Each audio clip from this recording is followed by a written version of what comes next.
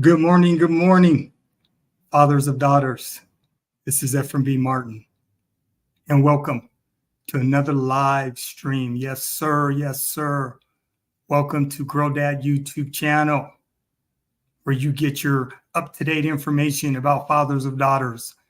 Girl dads, we are in the house this morning. Mi amigos, bienvenidos.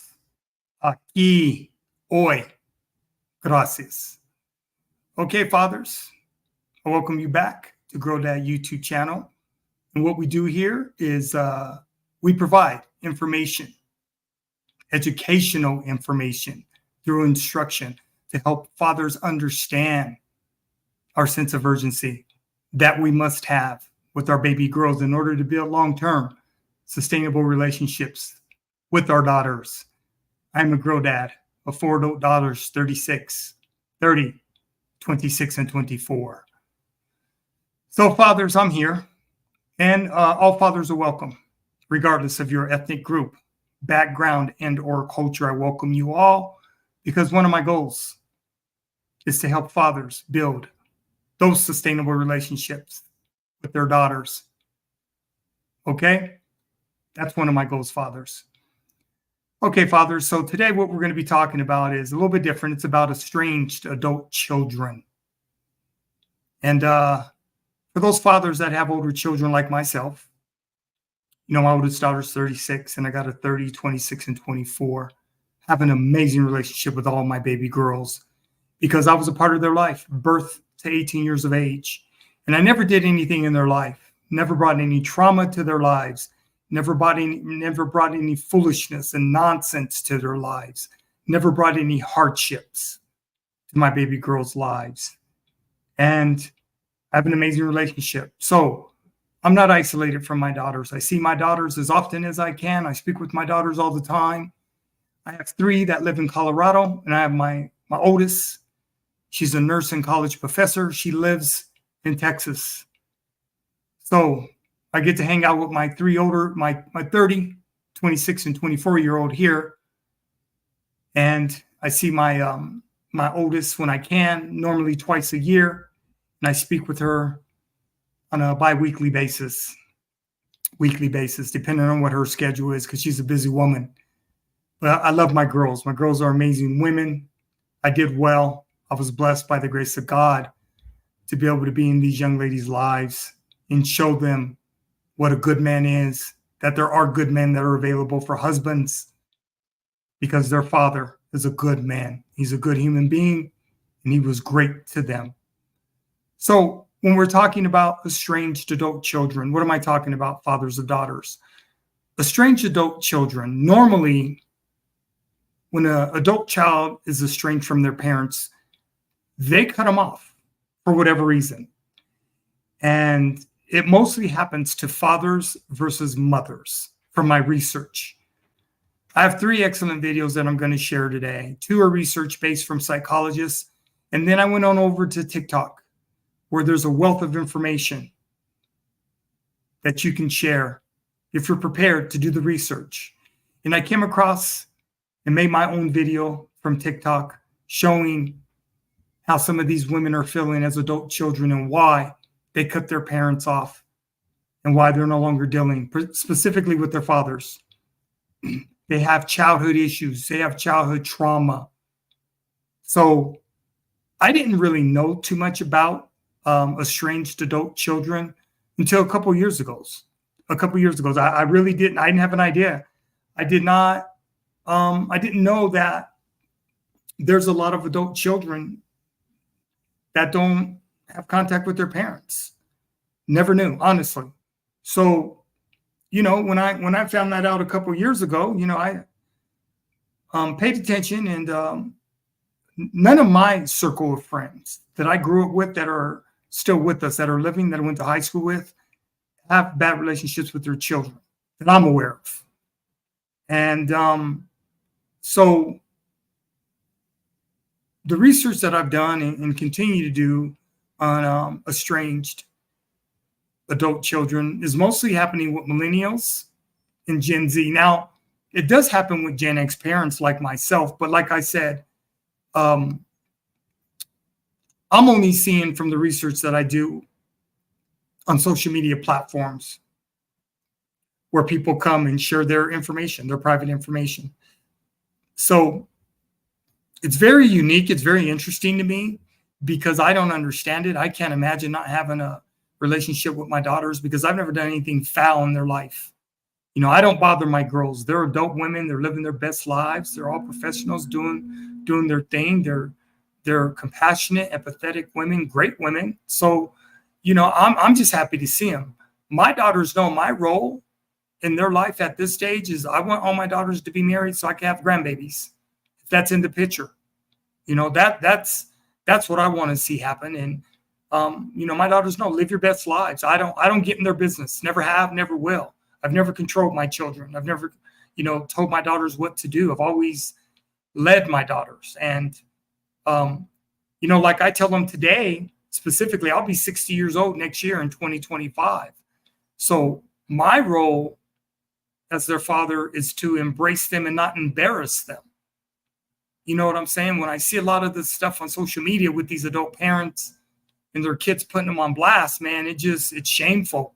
It really, really is. But hey, I guess those are the relationships that they have with their parents. And it's unfortunate, you know, that the world has become such a place where people are so comfortable with strangers pouring out their hearts. There's just no secrecy and privacy anymore with social media. I'm so glad that Gen X, we didn't grow up on social media. But I honestly think if we had grown up on social media, we would have used it totally different than the way millennials and Gen Z use it. I totally believe that. We don't have a lot of the issues that millennials and Gen Z have because we didn't grow up on it. You know, we were latchkey kids. We had to take care of ourselves, you know, get ourselves up to go to school, to go to work, take care of our other siblings. That was never a question. So I guess millennials and Gen Z, a lot of them are feeling a certain way. So, you know, it is what it is. But I just find it interesting. So the first two videos I'm going to share with you, fathers, is from two different psychologists. And they're going to explain the estrangement of adult children. Okay? All right, fathers, welcome and process what's going on here today with these great videos. All right, let's get busy.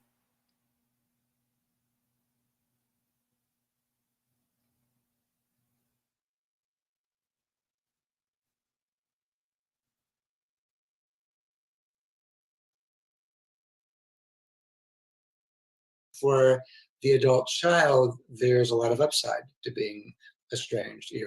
It's tied to this narrative of personal growth that I just talked about, and happiness. There's also enormous social support from therapists. This is the topic of a webinar that I talk about in a chapter in my book about the way that contemporary therapy contributes to this problem by making it seem like any feelings of guilt or obligation should be pathologized, you know, that's being codependent or your parents being emotionally incestuous or narcissistic.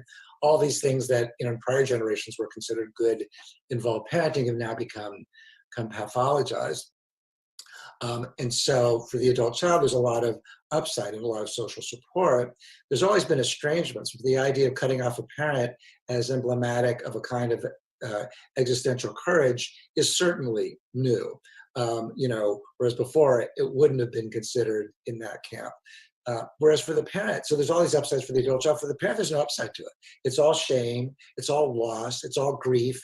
It's all being cut off from the people that matter the most to you. It's all being excommunicated from a society of parents and grandparents who mean a lot to you. So there's this enormous disparity, but that also informs the way that I work as a psychologist when I'm doing family work with an estranged parent. And if I can get the adult child in the room, what I'll tell the parent before starting the work is, this isn't marriage therapy, meaning marriage therapy, you both come in as equals and you start talking about your perspective, your adult child talks about their perspective. I mean, your spouse talks about their perspective. You both equally have a claim on the future of the relationship. This is more like divorce therapy, where you've been able to, you know, your partner's left the marriage, but they're willing to come back and hear you out. That's more what it's like, which means there's enormous disparity in the power and an imbalance in the power, which means that parents do reasonably, realistically have to do more of the work. They have to do more empathy. They have to show more leadership. They have to make amends to the adult child for the ways that they felt hurt to them. They can't get defensive. They can't explain. They can't defend. Those are all things I think are important and necessary for parents to do. But I think parents are still kind of wedded to this older idea, at least the ones who get in trouble with their adult children, this old idea that the adult child owes them something, they owe them respect, they should be grateful for all the sacrifices that the parents have made. And that just sends things off on the wrong footing. I work with a lot of immigrant parents in my practice who often left, cultures and societies of enormous privation, and sacrificed everything to bring their kids here, to raise them in the American dream, send them to an Ivy League college. And then the kids go to the Ivy League college and they get this kind of more Euro-American centric view of what parenting should be like, which is basically, this valorization of the child, and idealization of the child and the childhood experience. And then they're saying, well, my peers were raised in this kind of way, and you raised me in this way that I think is emotionally abusive, so I'm cutting you off. And the parents feel like, we left everything, we sacrificed everything for you, and because we were stricter, than your Euro-American friends, you're going to kick us to the curb. And it doesn't mean that the parents should just not have to make repairs or amends or empathize with what that much more strict behavior felt like to the adult child. Is just the adult child to not actually factor in everything that the parent did for them to get them, say, into an Ivy League school and provide them with a life of intense privilege, is just morally wrong as far as I'm concerned.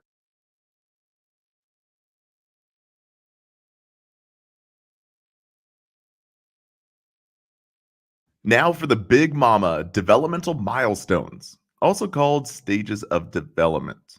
These are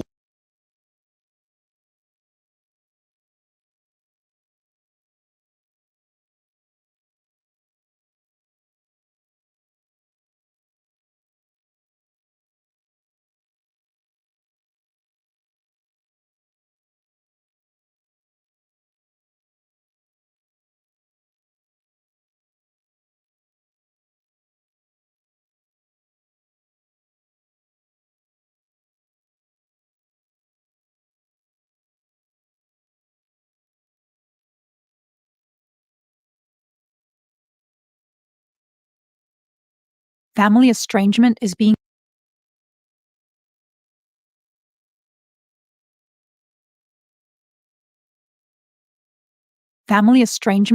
called a silent epidemic by mental health professionals because the numbers of estranged families are increasing. Estrangement is something new in the sense that it was rare in previous generations for adult children to stop speaking to their parents. In this video, I will explain the many reasons this happens. Hi there, and welcome to Becoming an Expert at Self-Leadership. I'm Micah. I'm a psychologist, and if your adult child has stopped speaking to you, the first thing I'd like to say is, I understand that is incredibly hard and painful. I hope that by providing some information, I can help you find a bit of orientation. Here are common reasons adult children cut off contact. Number 1, your ex has alienated them from you. Unfortunately, children are often used against exes and divorces and breakups. And it could be that your ex has talked about you and what happened in such a way that your children have a distorted picture of you in the past and now find it hard to trust you. Number 2, your son or daughter-in-law made this decision. It could also be that there is an issue between you and your son or daughter-in-law, or between your families, or between your family and them. If your son or daughter-in-law doesn't feel accepted, they may have influenced your child and now made this decision for themselves, your child, and their family. Number 3, your child's therapist recommended it. Therapists have different perspectives on estrangement and different ways of handling it, but this is something that they may recommend to their clients if they feel this is what's best for the adult child. Now, parents may ask, should therapists really do this? And I would say definitely. There are cases in families where no contact is what's best for the adult child, and it is the only option. At the same time, there are also cases where this decision is made too quickly. Number 4, this is your child's way of enforcing boundaries. If your child has asked you to respect certain boundaries and you haven't done that yet, this may be your child's way of protecting their boundaries. These boundaries often have to do with how you treat your grandchildren, how often a parent demands support, attention, or time from their adult child, or with other expectations the parents may have. Number 5, your relationship is a threat to your child's emotional and mental healing and growth. Parent-child relationships used to be a lot about obligation and duty. Previous generations stuck with their parents out of a sense of duty. Current generations aren't willing to sacrifice their own mental health only on the grounds of duty. Their parents' physical well-being isn't on the line anymore if they cut off contact, and mental health has become an important value to modern generations. If there is something about the way that you treat your adult child that stands in the way of their inner emotional well-being and health, that could be why they stop speaking to you. This often happens when parents insist that their child be a certain way that they've always wanted them to be, and their child doesn't feel like that's actually them, and they want to break free from this definition and grow into who they are authentically. Number 6, you disagree on issues that are very important to you and or your child. This could be a number of things: religion, politics, gender identity, sexuality. Families that stay together find a way of being together that has room for differing opinions, perspectives, choices, and individuality. Adult children may cut off contact from their families if there is no room for their perspective in their family, if they are silenced, judged, criticized, or humiliated for their individuality every time they spend time with their families. Number 7, the way you or your family treats your child makes them feel less than. Some people need a whole week to recover from an interaction with their parents. If this is what it's like for your child, they may have cut off contact for that reason. It's painful and takes a lot of energy to bounce back emotionally from difficult family interactions.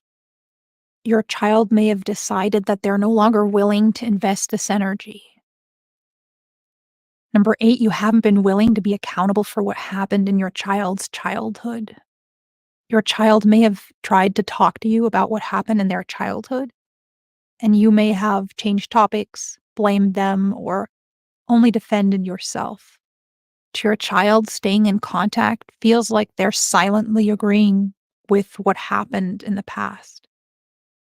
Also, without working through the past, you may unintentionally be recreating dynamics that are hurtful to your child. Your child may need to hear you take accountability and see you work on change. After listening to these different possible reasons your adult child may have cut off contact, you may still have a lot of questions. Maybe you're not sure what exactly it is that you say or do that makes your relationship hard for your child. Or maybe it's a mix of some of the reasons that I've mentioned. Or maybe you're unsure of what to do next. The most important decision for you to make is to decide that you're willing to self-reflect, that you're willing to have some difficult conversations, and that you're willing to work on yourself. Most children don't cut off contact with their parents on a whim. They tried for years to make the relationship work but couldn't find a way. if you're willing to be open to your child's perspective and work together to rebuild your child's trust, your child may be open to taking up contact again. I've got several videos on empathy skills on this channel that provide helpful tools you'll need for any upcoming interactions with your child. I'll add the links to these videos in the description box below this video. And I also recommend you read this exceptionally on point and well-written book by Joshua Coleman, Rules of Estrangement: Why Adult Children Cut Ties and How to Heal the Conflict. I wish you all the best with this. Till next time, take care. And remember, change and difficult conversations can be unpleasant, but they're often worth it.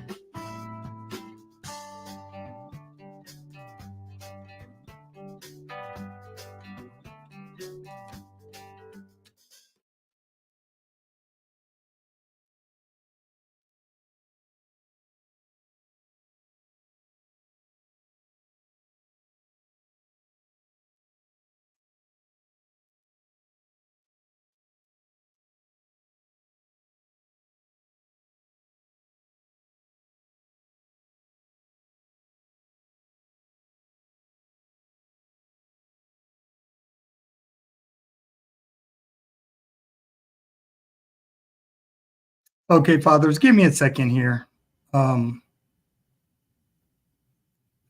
made a video and I'm trying to bring it up. So give me a second here, fathers.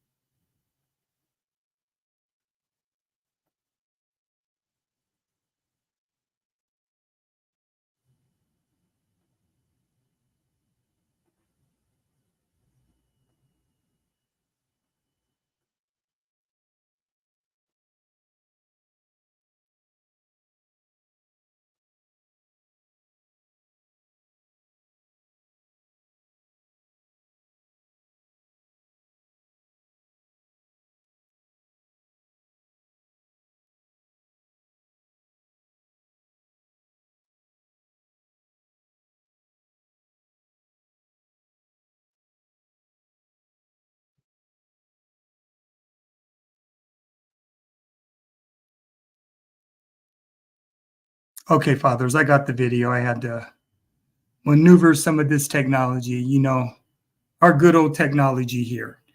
All right, fathers, here's the final video. It's about 21 minutes long. I made it from all the social media coming from TikTok.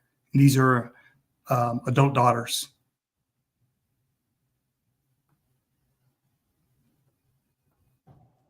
If you are estranged from your dad, stop scrolling. For those of us who are estranged from our fathers by our choice or their choice, it's really hard on Father's Day. In my instance, it's per my choice that I no longer speak to my dad or have anything to do with him. This day is hard for different reasons. It's not hard because I miss him. It's not hard because I feel like I don't have a dad, because my father-in-law is literally one of the best humans in the world and has taken me in as one of his own. So it's not because I miss him. It's because I mourn the relationship that I should have with my dad, in the sense of what I know I deserved. My dad and I have always had a rough relationship. Whenever I was young and naive, I thought he hung the moon. And as I got older, I realized that wasn't the case. As I got older, things started to not go very well. And there was a lot of yelling and talking down and name calling. And I just knew that it wasn't the same relationship that most of my friends had with their dad. And looking back, that hurts really bad.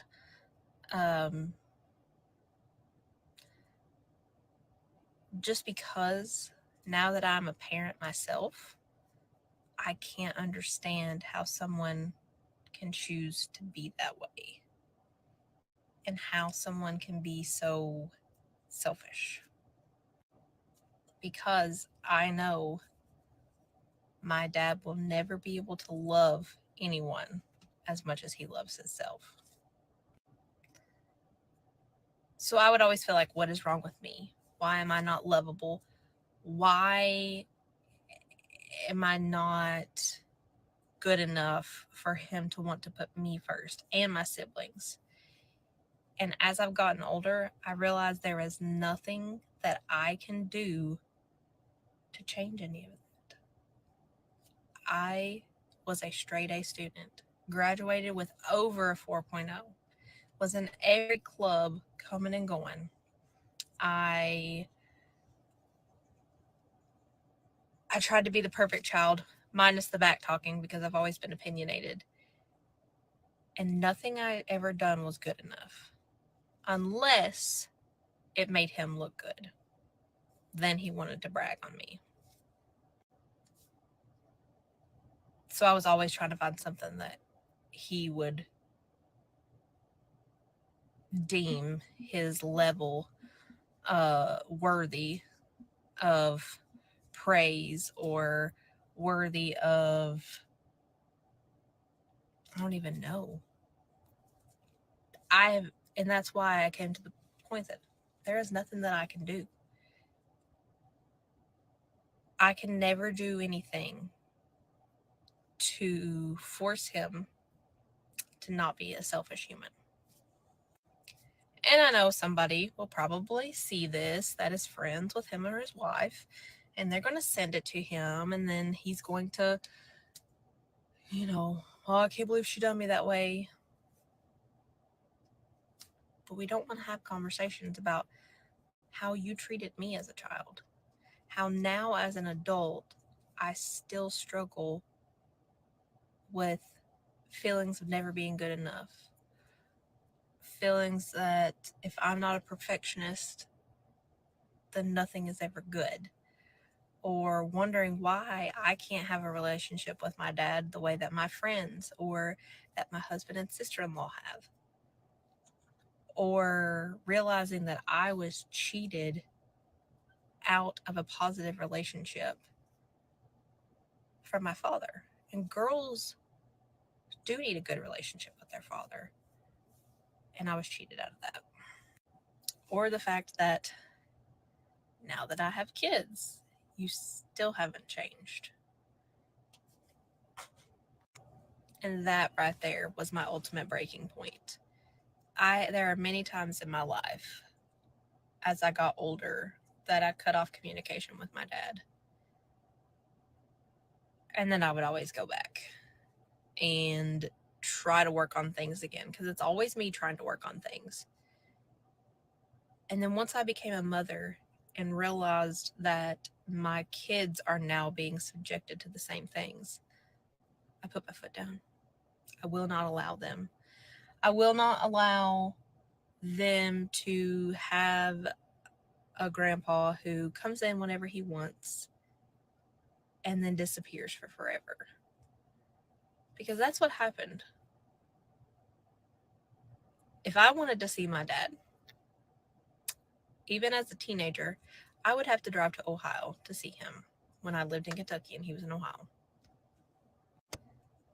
He didn't come visit us. And the one time since my husband and I have been together that he came and stayed with us just to come down, not because I just had a baby or there was a family thing happening or whatever, I generally thought he was coming to stay with just me, to visit with me. This was before my youngest was born.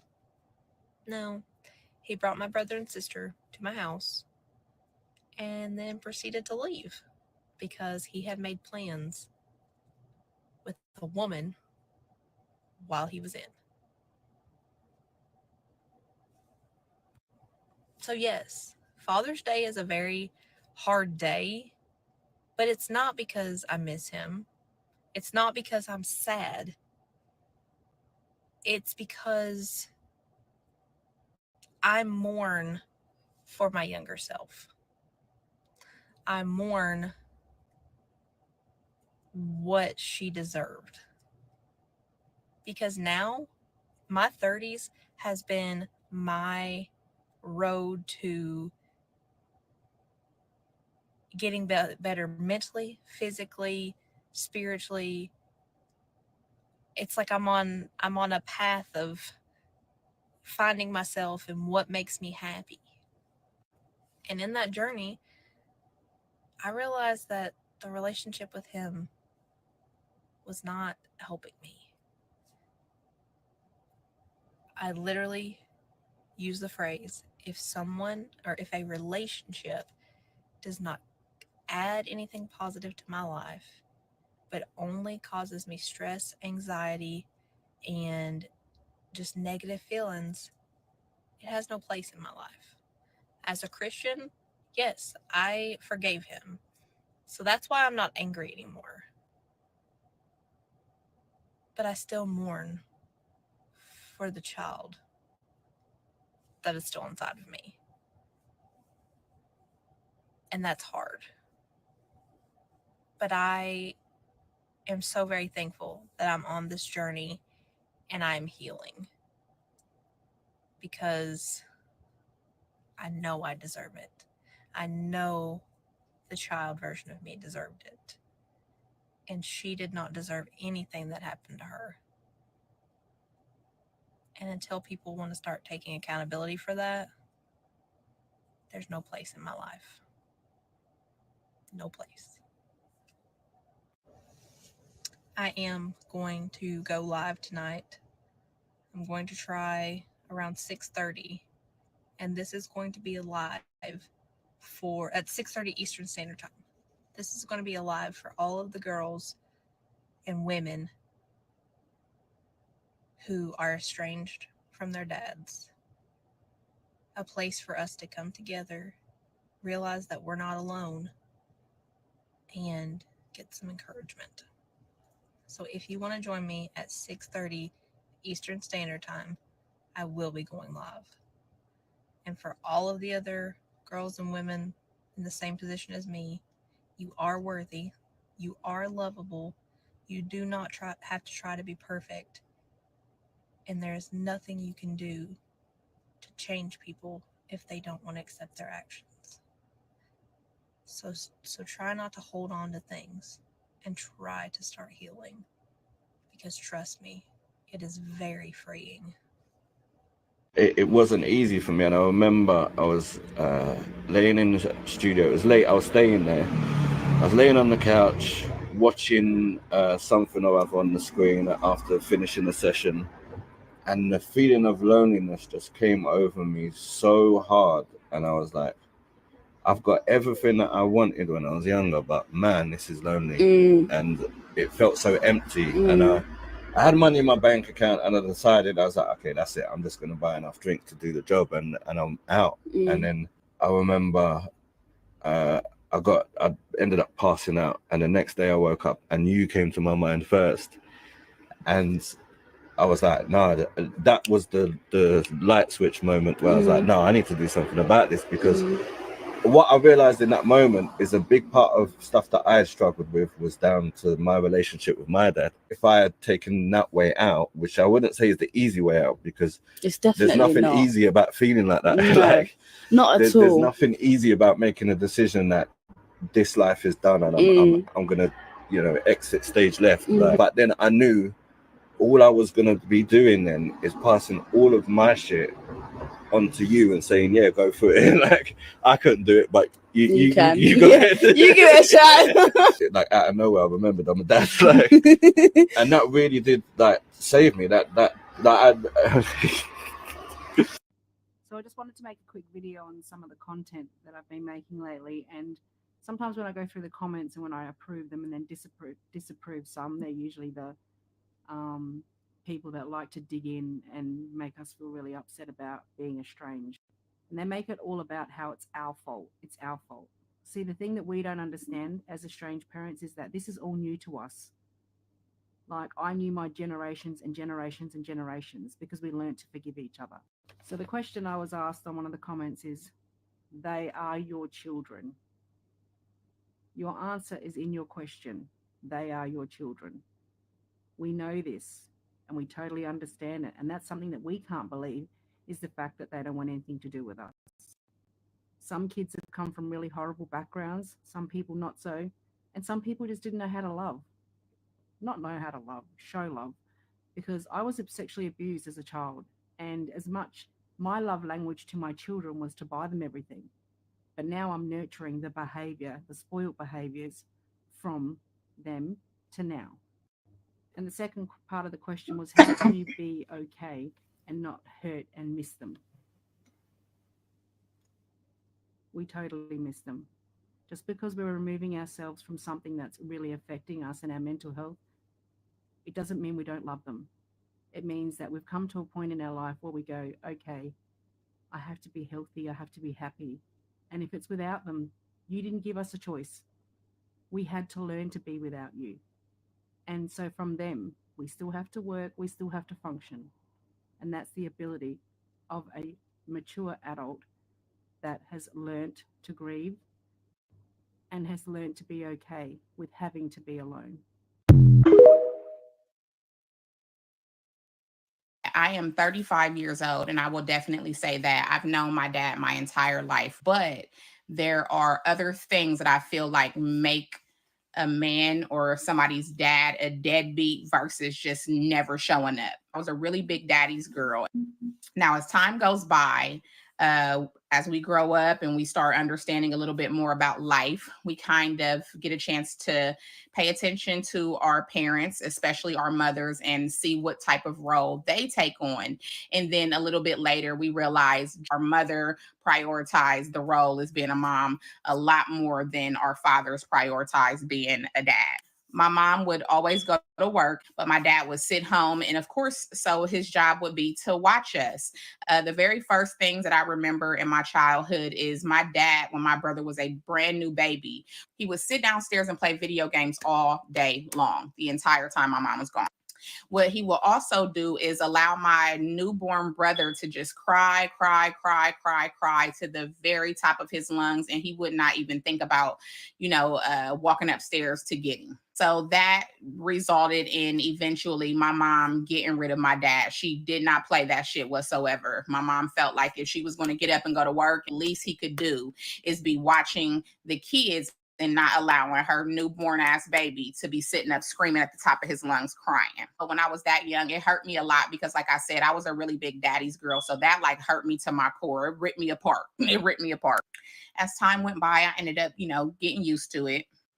Now, I remember when my brother turned about 1 year old, my dad introduced us to his new girlfriend. But when I first met her, she was the bomb. Like, she had went to the store and bought me, all kind of little purses and stuff from a Target or something like that. And those were my very first memories of her. She used to play Monopoly. And I guess I liked her because she was doing the kid things, with me. And I really enjoyed that. And from there, things kind of declined. So, of course, being a small child, I'm in elementary school, I'm in middle school, and, kids need things. So my mom would tell me to ask my dad for something. Let's say it was a school book fair or something like that. And she would be like, call your dad and ask him for $5. I call my dad and ask him for $5, and it was always a no. Every single time I would ask my dad for anything, he never had it. Even to this day, the one thing that I can recall my dad ever buying for me, and I don't know, I was 5 years old, he bought me a bracelet that had all of the Disney characters on it. I real life can't think of one other thing that my dad has contributed or purchased. Unfortunately, family are the ones that get the most comfortable with disrespecting you and harming you because they figure, well, she's not going to go anywhere. She's not going to do anything about it. But eventually, once you cut them off, then they see I couldn't just continue to do that to her. with family, it's a really tricky subject. I haven't healed all the way yet from the things that my family have done to me, and they've done some pretty unforgivable things. Viejo, mi querido viejo, haga caballito, como perdonando al viento. Y'all can take this for what it's worth, but I think there are some people that would rather be estranged from their own children than do the hard work of healing their inner child. Because when faced with the two options of either estrangement from their family or having to deal with their own demons, I think they decided to pick the lesser of the two evils, which is estrangement. Because when you're estranged, you can still live in your bubble that everything is the way that you think it is, that you're the victim. And how could they ever have anything negative to say about you? Dealing with issues head on, dealing with the fact that you might have fucked up, a lot harder. And I think some people just don't want to do it.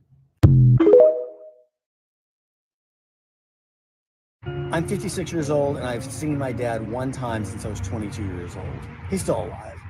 We just had a bad falling out. Now, you may be in a situation like that. As we're coming up on the holidays, it really hits a lot of people on bad blood among family members. Well, the reasons why, or forgiveness, or closure, or anything like that, that's not really what I'm talking about.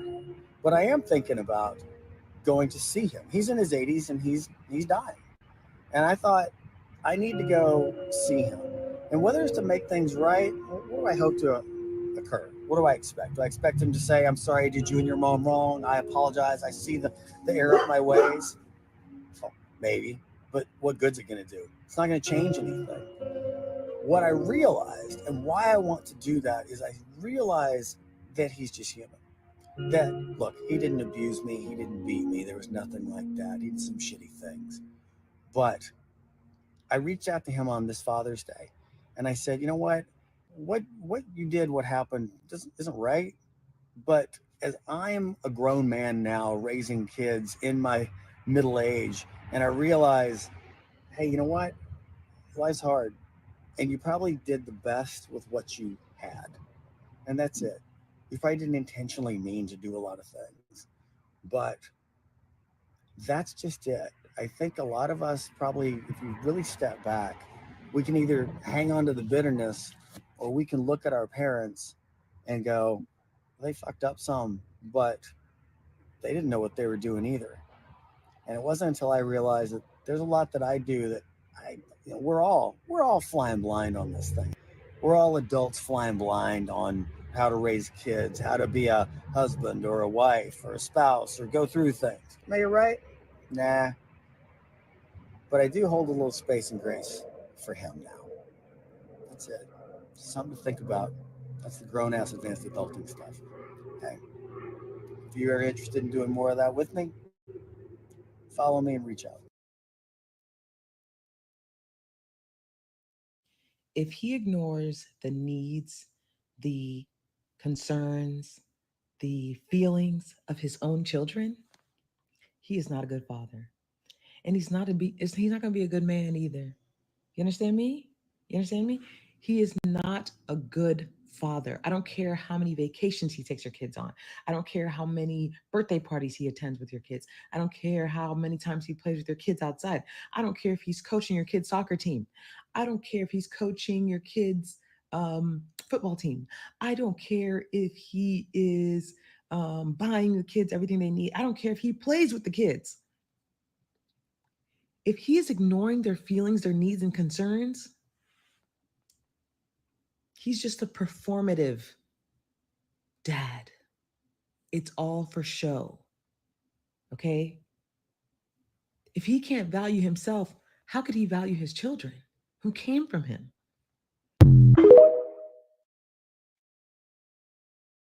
I've read a quote that said, the oldest daughter's love life is a direct reflection of how much karma her father owed, and it is paid in full by that oldest daughter.